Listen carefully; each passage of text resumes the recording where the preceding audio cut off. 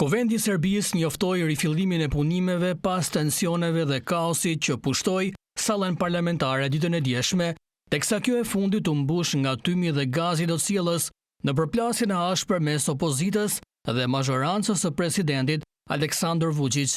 Sipas mediave në Serbi, në hyrjen e parlamentit janë shtuar masat e sigurisë, ndërsa deputetët e opozitës nuk kanë qenë të pranishëm. Kryeparlamentarja Ana Brnabić ka vendosur të nisë punimet, teksa në sallë janë 123 deputet nga 250 që është totali. Deputetët pritën të diskutojnë për 10 pika të rendit të ditës. Mes tyre janë ndryshimet në ligjin për arsimin e lartë që do të plotësonte 1 nga 4 kërkesat e studentëve protestues.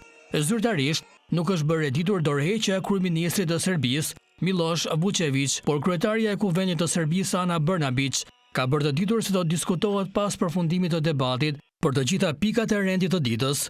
Vučević dha dorëheqjen e tij të parevokueshme pas sulmit ndaj studentëve në Novi Sad natën e 28 janarit.